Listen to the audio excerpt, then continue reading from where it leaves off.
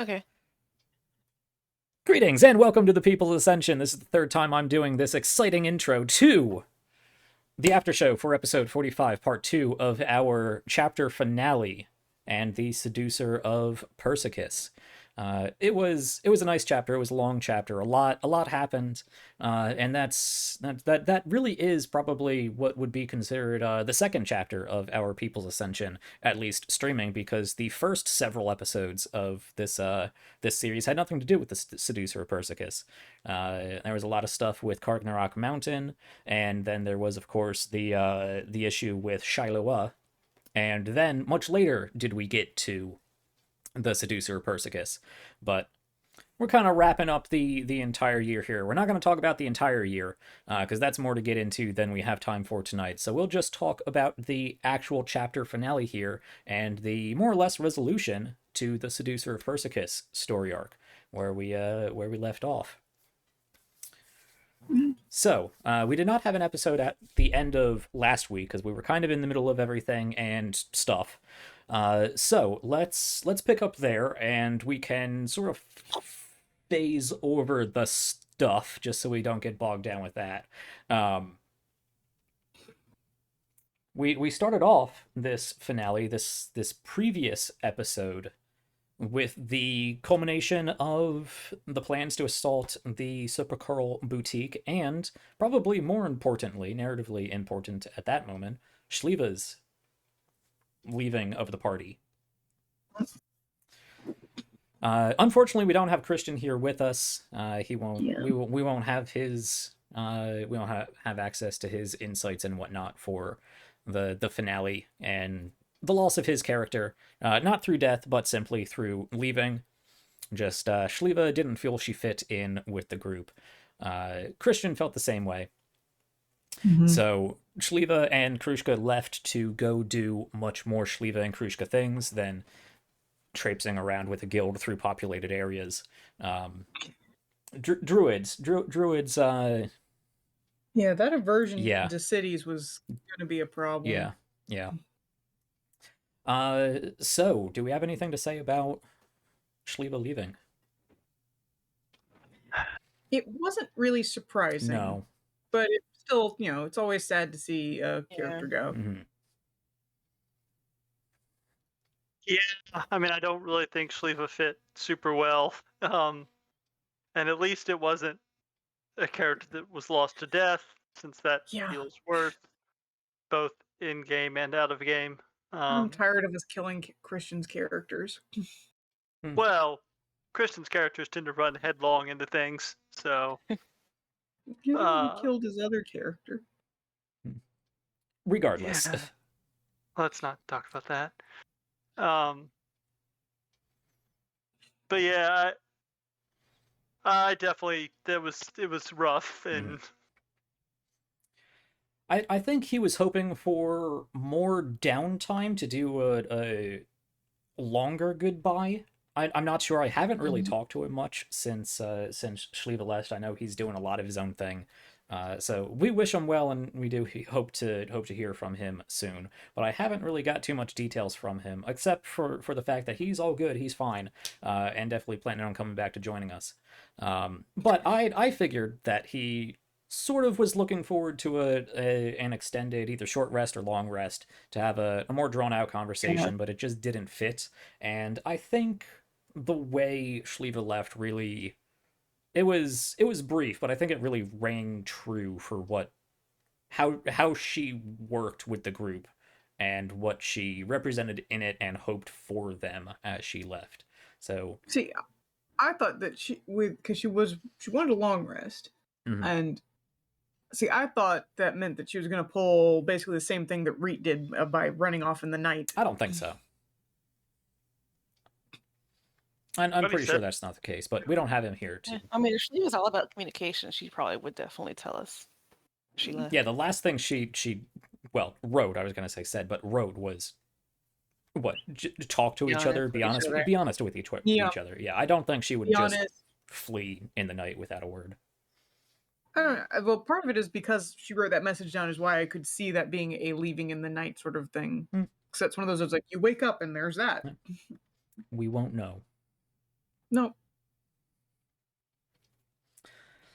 So with that, just to keep things moving forward, because I know we only have till about 8 o'clock, the initial infiltration of the boutique did not go as well as you hoped, though I suspect as well as you expected. Yes. Yeah. I mean, I was pretty sure that they were, if they didn't know that we were coming to betray them, that they were on to us. Yeah. Yeah. But I wasn't expecting the crowd of oily men to be all over the place. Yeah. The grabby, oily men that got you and Seth. The suitor swarms. Yep. Yeah, that was unexpected. But the fact that they caught on wasn't too much of a surprise. Yeah. Yeah, of course, Ander was compromised from the very beginning, having been under the influence of the Weavers initially. Managed to push through that after a bit of challenge to what was actually supposed to be a fairly flimsy hold on his mind. However, it wasn't challenged until much, much later. He did never push through it. Yeah. Tali just finally... Right, Tali dispelled it. That's what it was. Yeah. Yeah. Yeah. No one ever challenged No one challenged it. Yeah. Mhm. I mean, like one simple confrontation was really all it took for Ander to get a very high likelihood to break through that compulsion and that readjustment of his perspective, but it didn't come up in roleplay, so it lasted until the very end. Got very weird and started getting very confrontational and calling people on things. Yeah. I was surprised that went as long as it did for how challenging this group can be of each other on a regular basis. I was trying to start fights basically, and yeah, I saw you were, and yeah. The only time that Aquila did not rise to the challenge of Ander being a smartass was the time that it really would have benefited. Yeah. Well, the one time he went beyond smartass and started getting just mean and hurtful. Yeah, he did. Like I was trying to be a dick. Yeah, I don't know what that was about. No, that worked. Like, okay. We got there eventually. Apparently, I just need to be a forceful ass, and I can have my way and shut people down. Yeah. We'll see. Don't know how it's going to work with this next character. So, I'm sure it doesn't come too much surprise then that Ander, you were under the scrutiny of a scrying eye several times throughout this entire story arc after meeting the Weavers. So there were a lot of times I asked for you to roll a wisdom save. I think roll against scrying. Out in the desert, down in the tomb, yada yada. You rolled a lot of scrying checks. Some passed, some failed. The DC was higher than I think you'd expect because it was circle magic being generated from the three of them. So the DC was higher, and they were familiar with you at that point.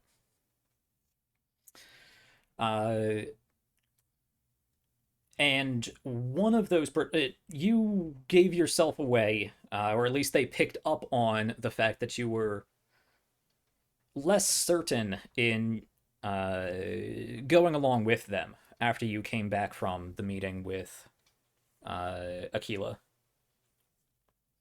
No, it was meeting with Tali at first. Okay, meeting with Tali at first. Yeah, when the idea first came up that this was all a ruse for Aquila's benefit.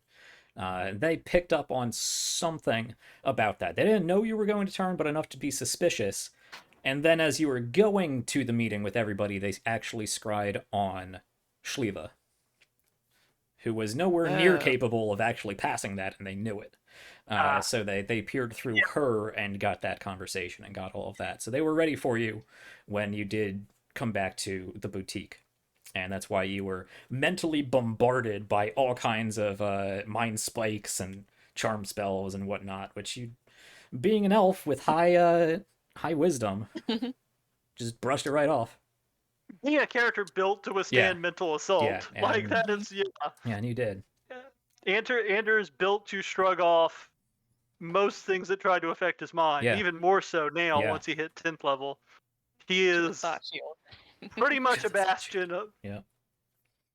A mental bastion. If you make it through, be prepared because yes, there's feedback now. There were certainly plenty of thoughts back there to be shielded from. That joke hasn't gotten any better. Just FYI. No, it's fantastic. Still funny though. So I think actually, given a plan that was doomed to failure on the start, it actually went really well. Yeah. Because they didn't have time nor the resources to really do anything about it, except for set themselves up for the potential to turn Ander, which would have been really interesting. Because they had Dominate Person, they had a lot of different things they could do to get Ander's allegiance turned around. But it would have been really difficult for what Steven just said. Really fortified against mental and the payoff for that would have been the least out of the group, because I mean, out of everyone, Ander has the least like firepower to bring to bear. They were waiting. They knew you were going to give the signal, but of course they didn't know when you were going to give this. They didn't know that you got the signal off because it was telepathic. So in their minds, they were going to charm you before you got the signal off, so you didn't get the signal off, so they could just walk with you to the teleportation circle and just leave before you had word to talk to the party, and then by then they would have been gone. Yeah, fair. Yeah. Or to dominate you and have you turn around and go outside and be like, oh my god, they're gone, they went over here, and send everybody off on a goose chase somewhere. So there were a lot of things that they could do. Backup plan was to dominate Aquila and just have her eat you all, which almost worked if it wasn't for Ander's counterspell. I mean, I had a +11. The +11 on the save was really good. But that was a DC 18, I believe you needed to beat, which, you know, pretty good on an 11, but that's a high DC. I was gonna say, it's like I beat at least one. Yeah. But the cost of failure was so high, I think it was a real good use of a counterspell, because if you flubbed that +11 save, you would have decimated the group. Yes, yeah. Yeah. That was why, like, what you were saying, but it's like, I'm not taking that risk. Yeah, that's fair. The way, and it was the way the character telegraphed. Yeah. Like, because I think you said she started giggling or something, like it was like the maniacal, so it was like, no. Yeah. We're not getting playing the same. Because Aquila did come into that fully transformed at that point. Yeah, that would have been rough.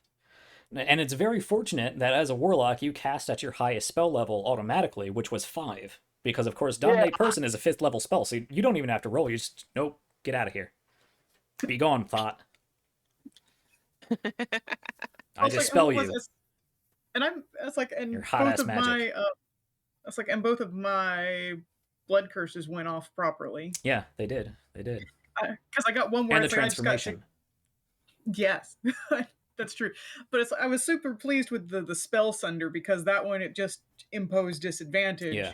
So you could have still just hit me hard. Yeah.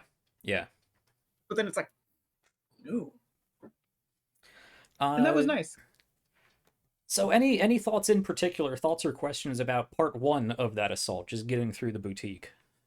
I had fun with the suitor swarms. I thought that was great. I've been planning that since I first introduced the Weavers to Ander, because I assumed I had suspicion that there was going to be a confrontation if everyone was brought back, and it would have been an interesting fight to have just the enchantresses there and the suitor swarms.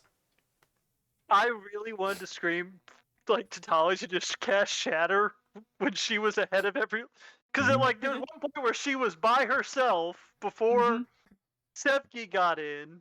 It was like, just shatter them. Yeah. Like, this is the prime opportunity. She just it would have been. I suppose so. Bring the whole building down? This was a fairly modern building. It wouldn't have brought the building down. But it would have killed a lot of innocents. Because they were just charmed. Yeah. How many of them died? It's not their fault. There were about 60 to 80 of them there. Probably a quarter of them were killed. Okay. Yeah, I was really hoping to either Sevki or Tali would have set off. But this little self-centered AoE. Through further investigation, the containment and whatnot, back with the Death Seekers, it would later be determined that they were just charmed over a very long period, most likely. Like most of them have no real solid memories since, like age 16 or something, when they were first picked up to be terrible. Yeah. Also, Talia didn't know exactly where Ander was, so she couldn't just let out a shatter that's in the middle right. of a crowd of people. Yeah. She couldn't see you. That was part of her issue. Yeah. Yeah, I did like that. I'm just pushing through. the key to getting through that crowd was either to be a large, imposing, scary wolf lady, or to just vogue your way through. But you didn't pick up on that, so. No, I'm just kidding. No, I really liked my Super Swarm idea. I thought that was great. Meant to be like I said, this was like 4 different conflicts all squeezed down into one. I feel like that's what we do, Jack. Well, that was not the plan to do, but it is what we seem to do, because it's not the first time that's happened. What's that, Arlene? So that was still very interesting. Yeah, good. Yeah, I thought so. Yeah, so they got away, they being Demoliba and the Weavers, and I knew I had to be very careful with my timing and suspense and pauses for suspense for when they got away and you found an empty room, because I knew you guys were going to be livid, and I'm like, hold on. Teleportation circle, figure it out. If they'd gotten away then, it would have been... I wouldn't have been nearly as mad as I was at the end of the game. Because that wouldn't have been a time investment, really. Yeah, that was part of it. But yeah, I liked my old 1-to-1. Yeah. Because here's the inspiration breakdown for you guys. Teleport circles are basically stargates, or at the very least, they're actually more appropriate to the to the ring devices that just sort of shoot up from the floor, shoot, flash, and teleport over short distances. Actual planar gates are more appropriately stargates, of which you guys have seen one. Not active, but have seen one before. It was active until we broke it. It was operable. I don't think it was active. No. It wasn't on. Things weren't going in and out. Yeah, it could have worked before you broke it. Only broke it. Yeah, so those were basically ring transports, but large planar gates are basically stargates. Yeah. So. Anyone else besides me get that reference? No, I got it. I get it. Okay. I at least know of the show. I love it. Ring thing is new, but I can imagine it. So no, I've got the visual. Yeah. And then we got down into that main battle, and again, let me just say we can just kind of over the salty stuff, just so don't get bogged down. It was an interesting battle. Some very interesting tactical decisions were made. Let me just ask, Taylor, was there any specific point that instead of running forward and delivering 3 powerful slash attacks against Demoliba, that you instead decided to faff around summoning a spider? I was hoping that other people would direct attention at it. I was hoping it would be more effective than it was. What did you hope would happen when you summoned a CR1 spider? Or anything in that bag? Because they don't get much more powerful than that. The bear's good. It's all right. It's still, what, CR2, 3? I don't know, but it wrecked the basilisk. Yeah, that was several levels ago. It's true. Yeah. I don't know. I was just hoping for it to just eat something. Yeah, because I will say, and I don't want to bring anyone down, and I don't want to raise any of that stuff up, but if you instead hit Demoliba like 1 or 2 more times in that span, you probably would have dropped her before Ori managed to get there. I think when I pulled out the spider, Demoliba was still hiding behind the pillar, so Aquila didn't know where she was. Maybe. You would have been able to, you could have done a significant amount of damage to somebody, and I just got hung up, like, why are you summoning anything from that bag. It takes an action and a bonus action. There's so many other things you can do right now as a giant wolf. It, so it said bonus action. Okay. Yeah. Okay. That's fine.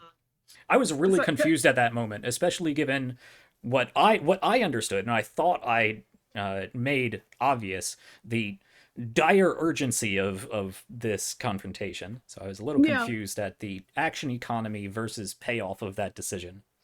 Yeah, that's fair. Like I said, it's like I think I mistyped it, so it said bonus action, so I didn't think it was going to cost me quite so much. Gotcha. But it's like basically once I got eyes on Demaliba, I did attack her. Yeah.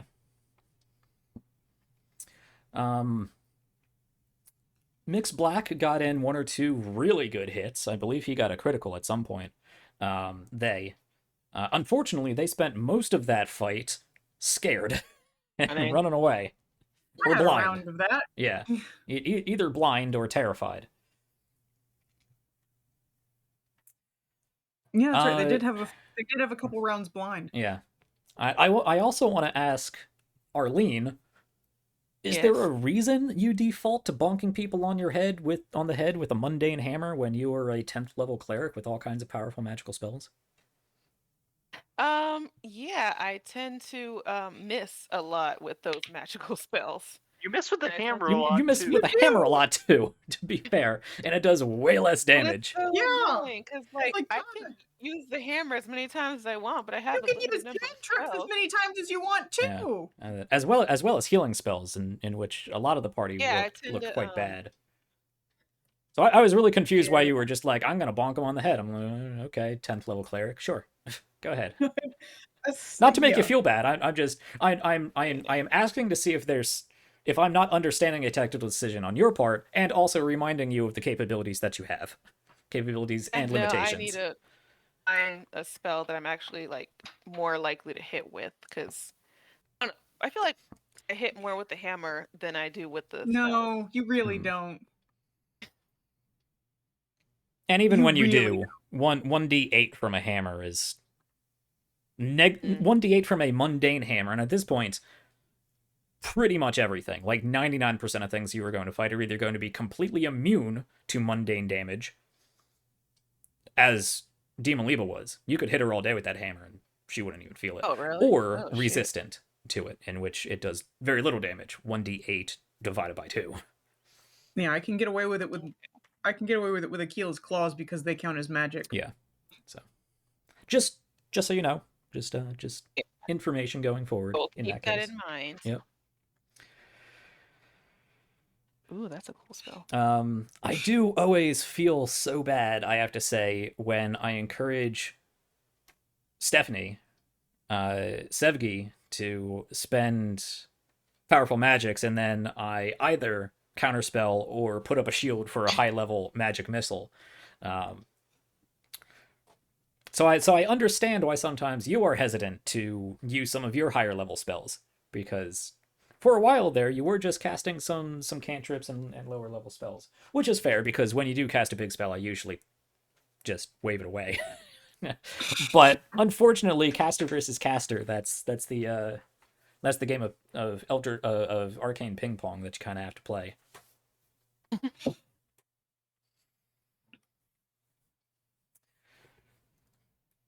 I will say the question between Mind Spike and Eldritch Blast is an interesting one, because I know, Ander, you defaulted to Mind Spike for most of the beginning of that fight, in which you were sacrificing damage potential for that debuff to saves. That minus D4 for saves. Minus D4, D6, something like that. D4. Yeah. I think that would work really well if you coordinated. I think that would be a great 1-2 punch if you really coordinated with somebody, but it didn't work out that way. So you were doing like 1-3 damage here or there when you could have potentially been throwing out multiple Eldritch Blasts per turn. But I do get what you were going for. And the damage difference isn't that massively huge. I mean, you tend to roll low on your damage for Eldritch Blast. It's also 2 attacks versus 1 cantrip. Well, but the 2 attacks each do 1d10. Mm-hmm. The cantrip does 2d6. So the minimum damage is the same. The maximum damage is low. Yeah, I get that. Had a better chance to hit. That was my thing. It's because I was using it against the more seemingly warrior-ish one. The one who was willing. Yeah. The one who was willing to charge us, basically. She ate so much of your team's action economy. She died, but she did her job. Sorry, so my thought with that was that a single swing at her. My Eldritch Blast would be going against her AC. Mind Spike would be a save. And I correctly guessed that her int save was not her best one. Yeah. Fair enough. So fair enough. That was pretty much I could guarantee I was going to hit her, especially once the first one landed and I could keep debuffing her saves. Yeah, she had a 15. She had a 15 armor class that could have been bumped to a 20 with shield. Yeah, but her int save was -1. So I get that. I think there was something else. Oh, I also started it because she cast Mirror Image. That's true. And we decided so you could bypass the clones. Saves. Yeah, I was. So that was it. It was either way. I'm going to chip damage on whoever I'm targeting. Like Andrew's not, unless he crits, he's not landing huge hits. Yeah, unfortunately. Which is fine. I've built him to be. Andrew's not a combatant. No, he's not a damage dealer. He is a facilitator. Yeah. He finds information, cheats his way through puzzles. That's what he does. Which is great until we get to our few combat sessions, but in D&D, with the combats that we tend to have, last entire episodes. So I feel bad when you're over there like, oh, it's my turn? Cantrip. I mean, like I said, I've accepted that. So it was because if I'm going to deal chip damage, I want to at least make sure I hit with it. Yeah, and that was my tactical choice. Sure.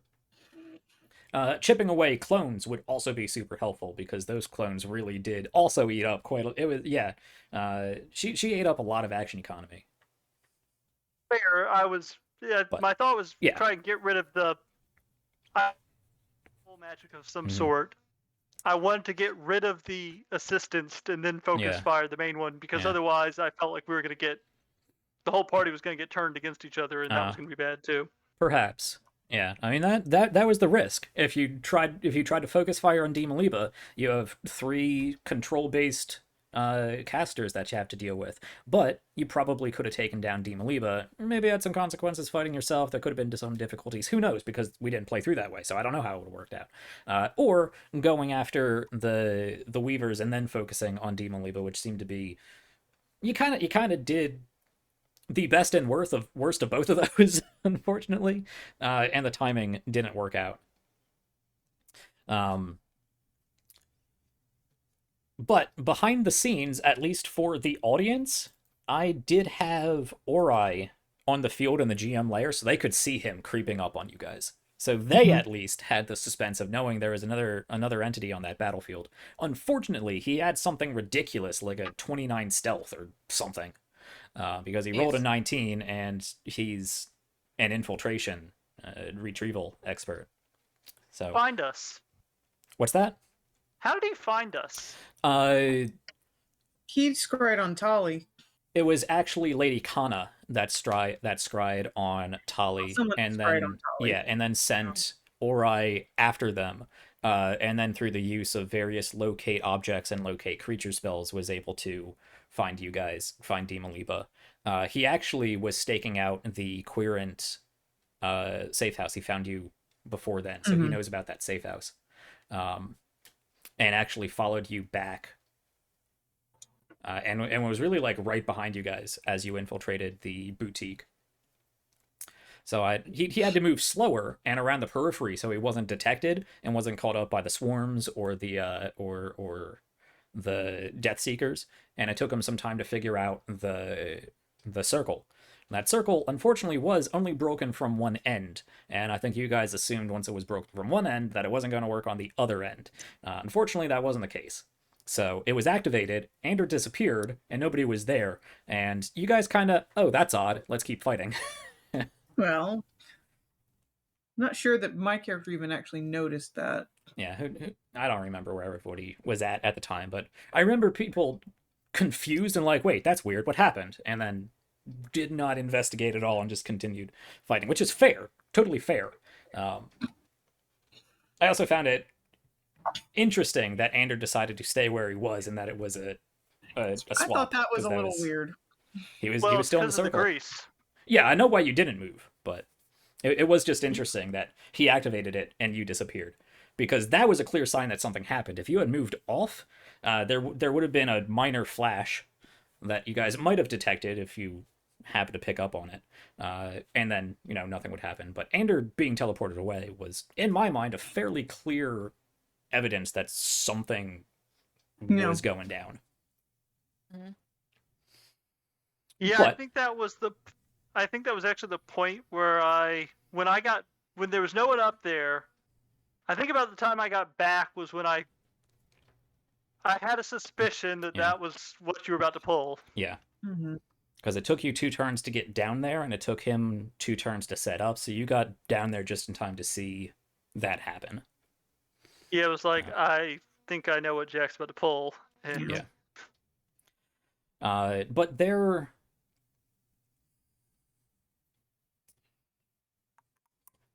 between the number of wisdom saves that you guys had to make and the fact that you knew enchanters and diviners were working against you, the fact that me as a GM and Black multiple times was like, hey, beware of this arcane census guy. And the little hints I dropped at the teleportation circle and little noises here and there, things moving about. I don't know. Like I said, we can over the stuff, but I thought it would be interesting, could have been interesting, to leave the chapter with that happening, because I know very well that plenty of shows do end with exactly that same situation, but I understand this is a game, and it could feel a little rug pulley, as it was described. The biggest thing was just 2.5 hours of fighting to then, like, the thought I had was if you played a video game, and we're not playing a video game. I realized that. We're playing a game, though. Let me finish my thought. Sorry. I realized, because I was just about to say, I realized it's not a video game, but it's about if you were in a boss fight that took 2.5 hours, and at the end of it, it just went, I'm gonna run. See you later. You can do this again. You'd be I've frustrated. played those games. That happens in games too. No game has done that. No game has done a boss fight that long, and then... Well, not that long, but video games go a lot faster when you're playing a solo video game that happens in actual 6-second intervals, instead of with multiple players whose 6-second intervals take 15 minutes because we all have to figure out what we're doing. I mean, I've seen you play XCOM. Sure. The effective time is more... XCOM. What? Exactly XCOM and that damn assassin. Exactly. Taylor just made my point. There we go. No, gotcha. I didn't, actually. I didn't, because Sorry, I don't know how... I'm jesting. I'm jesting. I've never played that game, and all I know about it is memes about, I have 70% chance to hit, and I still miss every time. Oh, of course you're going to miss. 70%? That's nothing. Might as well be 30. Anyway, we can talk more about that later if we need to, but I thought that was narratively interesting, but it was caught that... she, of course, still had assistants who would not take too kindly to their queen being whisked away. I want to say something for the audience, but I don't know if I should say something for you guys. I mean, we'll forget. You will forget, but I don't know how angry you will be with me immediately. Well, then definitely go ahead and say it. I know, go ahead. So promise you're going to be nice to me. Probably.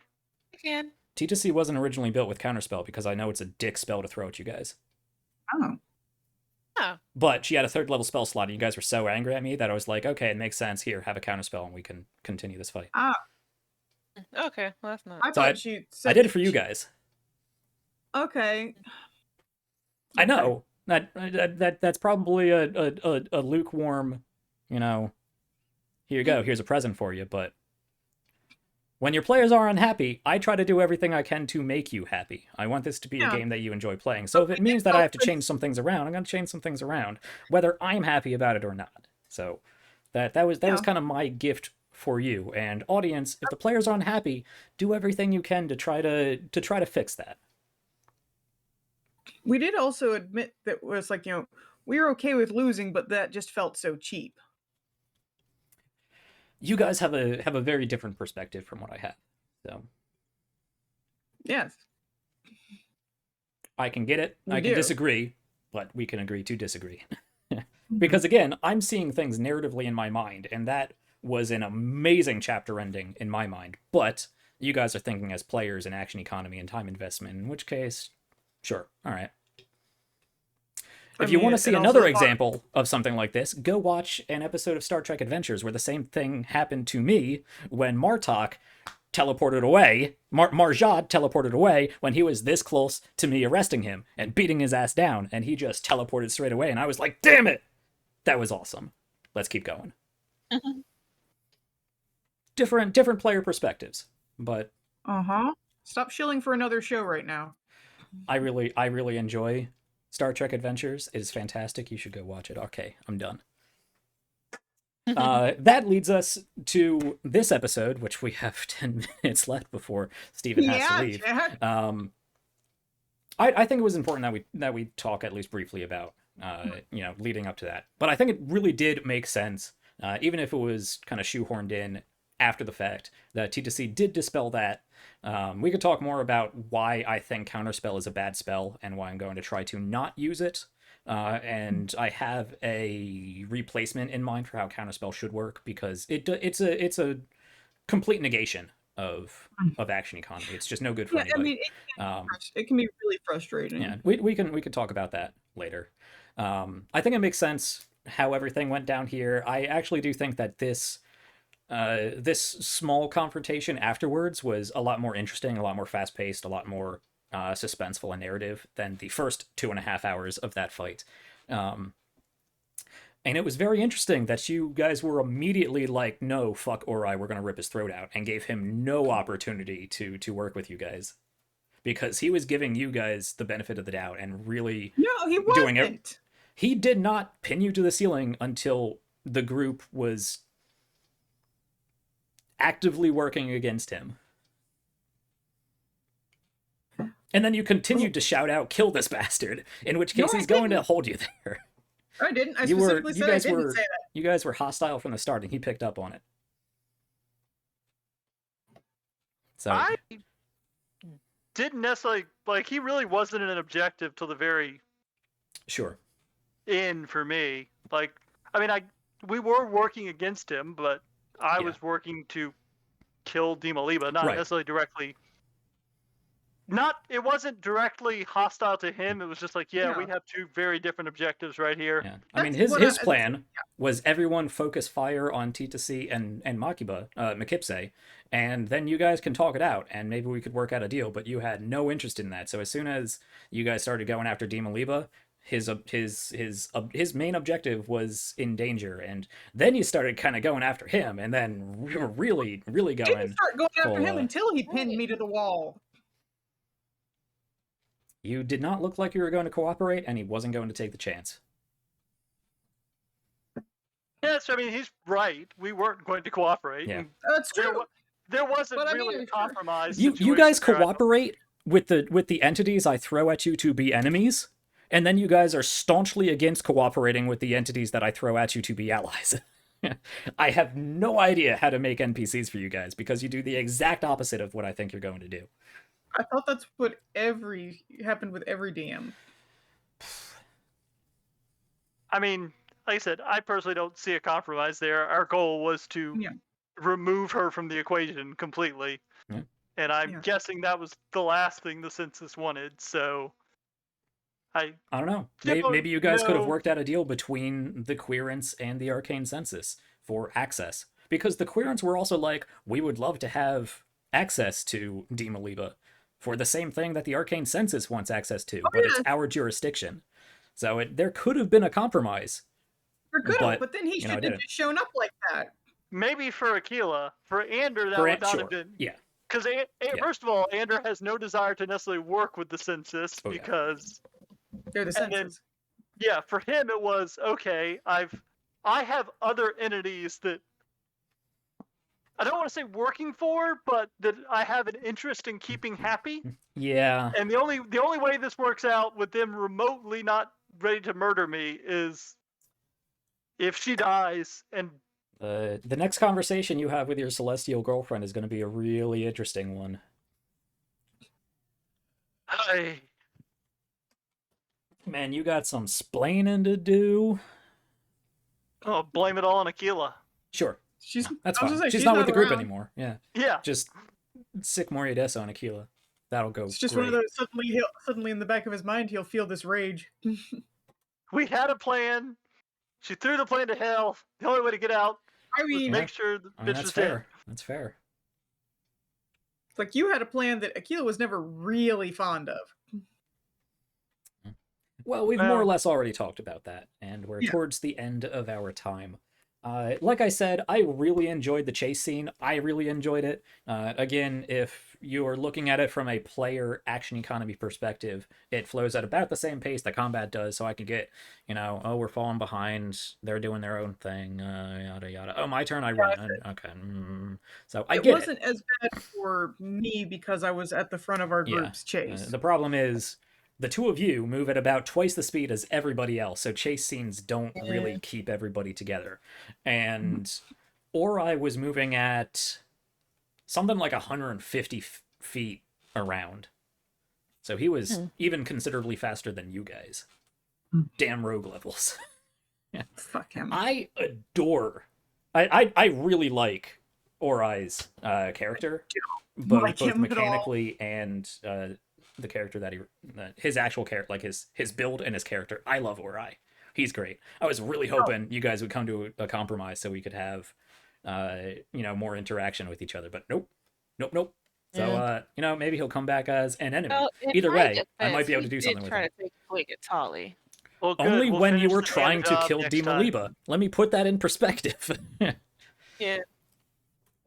It's like, yeah, no, if Aquila finds him, she's going to take the first opportunity. Keep that in mind. See who's the better agent. Except we won't, because you're both NPCs now. Yep. Yeah, so actually, if that hit, Ori also had sneak attack. So that could have hurt. Oh. Like, I think I calculated it out with how low Tali's health was, he could have downed you. Oh, he probably would have, Yeah. But how would he get sneak attack?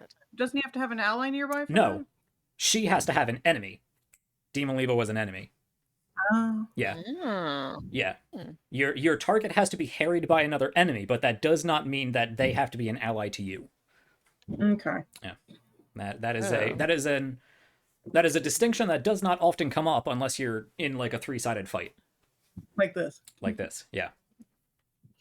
So yeah, that could have downed Tali. But of course, knocking you into unconsciousness is not the same as killing you. Nope.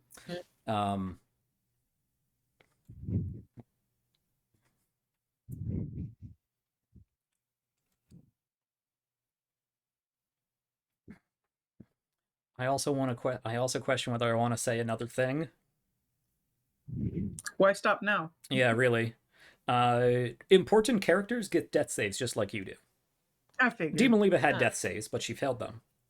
Okay. Arshot succeeded. Oh, okay.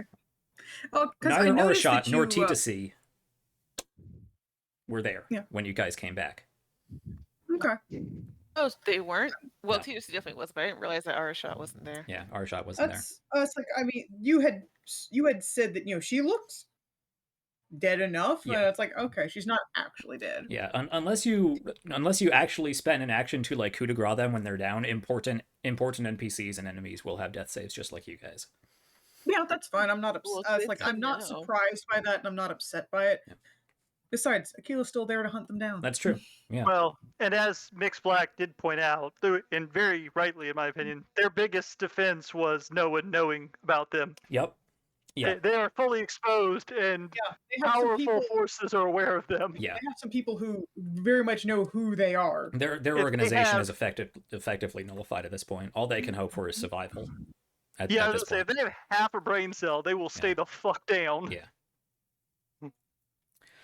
So I mean, you guys did accomplish a lot. You didn't end up with Demoliba's body, but you accomplished a lot. So, like I said, a win for you guys, a win for a DMPC and faction. So I think it all works out for everybody. think we all got. I do want to ask some something. questions about that very end bit. Go ahead. So, see if I have answers. How did he manage to get to her with his busted ass leg? Dimension survive getting. Yeah, but that's not. The range on that isn't huge, and then 500 feet. Is it 500 feet? Mm-hmm. Dimension door, 500 feet. Yep. Well, how did find her, considering it was? Go back and check all the rolls. Was that what he was making? Was yep. As you guys were talking, I was rolling d20s behind the screen. Not even behind the screen. You guys saw the d20s I was rolling. You didn't know what they were for, but he rolled for all that. I mean, it's like and not get smashed against the rocks. Not when he teleported 400 feet away, beyond the range of the waves. I mean, that fall would still hurt going into water. Well, he teleported into the water. But if he I thought if he teleported that far out, it would have been nearly impossible to find her. But she, however, he had to swim back in because she did not get that far. She fell straight down and was subsumed by the waves, which took her out to about 200 feet or so. He cleared that distance by the time you got down there. Then all of that happened. When you assaulted him, he realized, turned around. He was rolling really well on his leg injury. Yeah, I noticed. Yeah. So, and eventually, just cast invisibility. I was looking like he was out of teleportation spells. He was out of a lot of things, but he could still cast a level 3 invisibility and get both him and Demon Liba.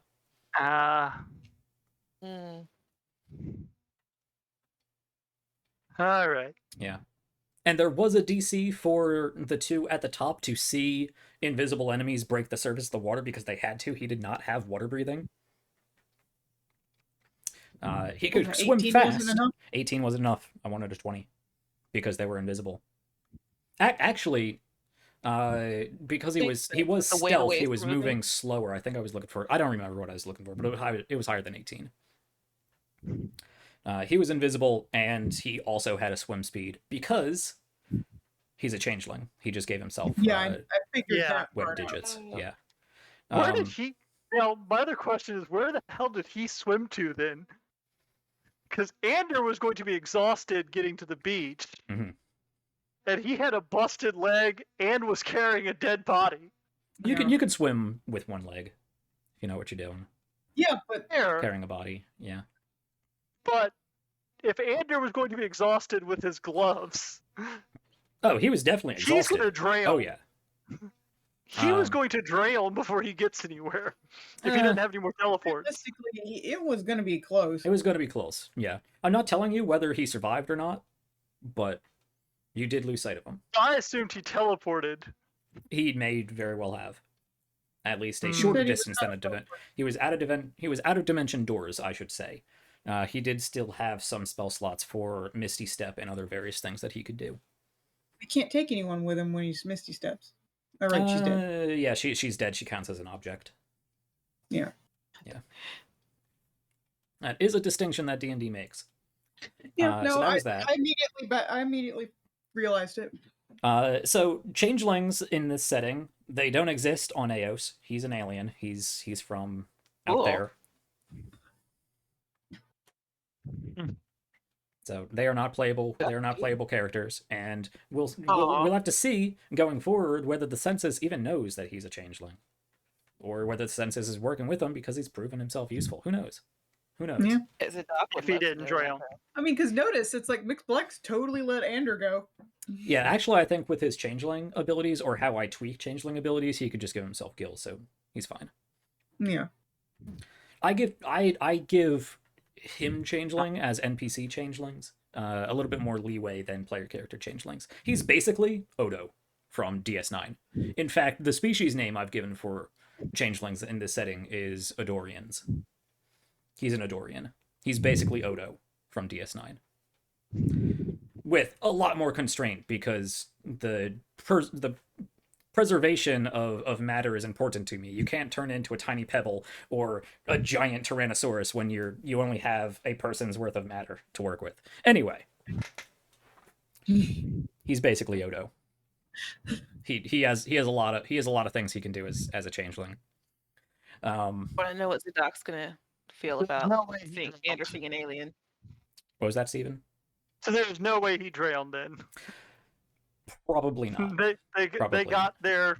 All right. That isn't anything Ander would know, but I'll tell you it's unlikely that he drowned. To be fair, it's unlikely that he drowned. No, the census is going to get their body. But no, Ander gives little to no shits about him, honestly. That was never... I think that was a cool reveal, though, when he got absolutely pummeled with that finger of death. He had, I think, 5 HP remaining. If I rolled a little bit higher, he would have just turned to dust, because that's what finger of death does.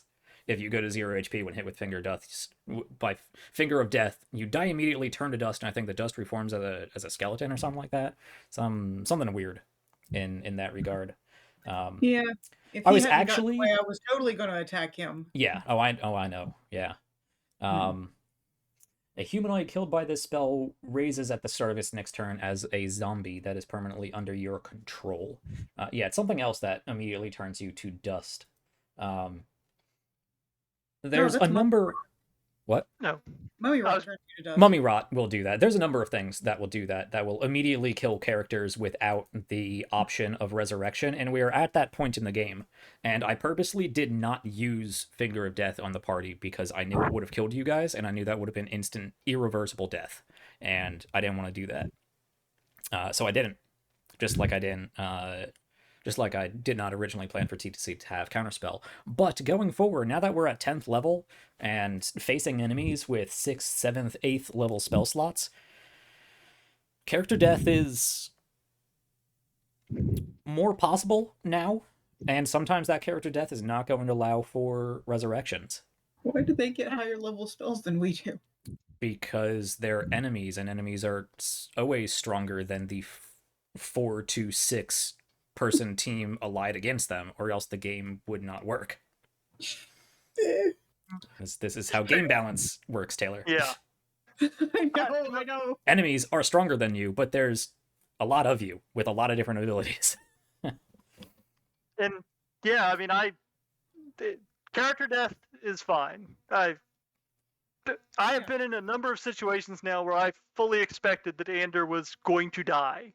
Yeah. That in this last game, I think in the last couple games, there's been at least 2 spots where I'm like, yeah, this might not work out for him. So it's fine. It was just, I want to feel like the time wasn't a giant sink for nothing kind of thing. Yeah, unfortunately that's difficult, especially with D&D that is so laden down with individual class options that turns take forever. If we were playing a different game that had quicker combat because there's not so much variability in between what individuals can do, and combat went a lot faster, I don't think we would have had this problem. But you're right, 2-3 hours into a combat for nothing, I get it. I like to think of things narratively, whereas you are thinking of it as a player with time investment and whatnot. But both are equally valid from the side of the screen that we are sitting. So I get it. I don't agree, but I agree to disagree. I think that just about wraps us up, more or less on time. I know I kept you over a little bit. What do you got? I was going to say to Taylor's comment, I did notice too that Mixed Black let me go. I almost asked, like, are we okay? I was saying, don't ask. And I was like, no, because you know what? I'm either going to get like shivved as I walk away, or I'm good. Yeah. And I'll find out one way or another. Yeah. Oh, it's like the thing is, it's like if you ask him, he has to acknowledge it. Right. Exactly. Yeah. It was like he can just pretend he didn't see shit. Yeah. And don't ask, don't tell. Yep. Yeah. I said I had that moment of being like, "Are we okay?" It's like, no, just he hasn't said anything. I know he knows, or has a very clear suspicion. So either he's just going to get me in the back, and there's nothing I can do about it, or he's letting me walk. So yeah, if you did make a point of it, I was actually going to ask you pointedly from GM to you as a player, like, is it okay if I take Ander, because he would. Nope. And so you made the right choice. Just, don't ask, don't tell. Keep going. Like, it's like, so long as you don't ask, he doesn't have to actually. It was like, this is the you're an ally, so I'm going to cut you some slack. Yeah. And Yep. And you don't look those gift horses in the mouth. Yeah. Nope. Yeah. Yep. Like I said, it was a brief moment of like, oh, that'd be a funny moment to play, and it's like, no, don't play That'd the be a joke. terrible moment. To his knowledge, you are not undead, nor actively working against the best interests of the Empire, so you're not his problem at the very least, and you did really go out of your way to complete this objective. Like, you dive straight into the sea. So in his mind, you're good enough. Don't ask, don't tell, I'm gonna walk away, sort of thing. Yep. And that was the conclusion I came to, and it's just like, all right. Yeah. It was the correct one. We'll let this ride. Anything else to bring up or wrap? I'm making a new character. Yeah. Yeah. Taylor's gonna come back with a new character. Christian's gonna come back with a new character. I'm hoping it's going to work better introducing 2 characters instead of 1. Yeah. Because it's going to give more incentive to bring everybody together. Yeah, I'm gonna need you and I. It's gonna be a whole thing. Also, Jack, you and I are gonna have to talk. Because I'm gonna have to figure out how to bring in a 10th level character. Exactly. Yeah, Christian said the same thing. So we're gonna work on it throughout the entire 3 months that we have doing this. So. And Ander gets to go back to trying to hide for a while until he makes sure he can trust people. Yeah, because I'm pretty sure my character is because my character is through the census. It's hard not to be.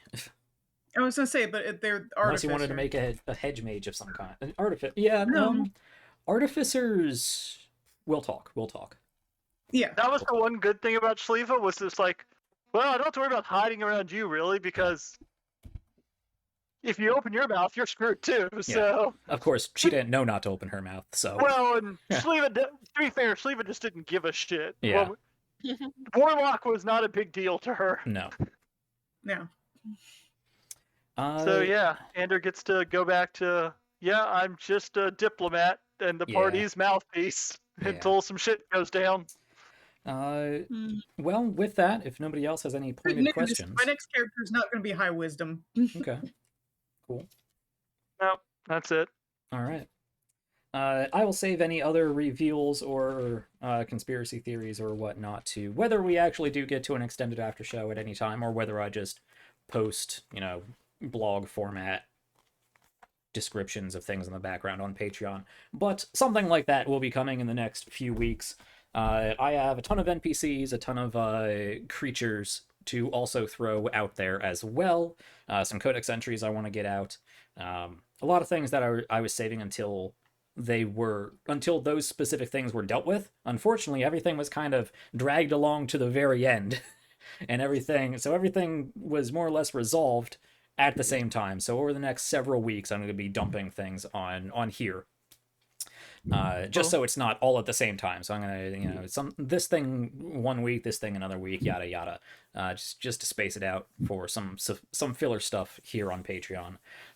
But even if we don't have any new D&D stuff coming to Patreon, I do hope you keep your subscription running while you are here. Your monthly support running while you are here, because it actually matters even more to the channel right now, because we are looking into that second series, the RPG Uncovered series, which actually is going to most likely take a lot more work, a lot more time, a lot more collaboration, and a lot more support of other creators than this show. So support will be going directly to the channel and the channel's growth and facilitating more RPGs uncovered. So if that sounds interesting to you, please stick around, go out, tell your friends about RPGs Uncovered, ask if they have any tabletop systems they want reviewed and explained and demonstrated and whatnot. We can add them to the list.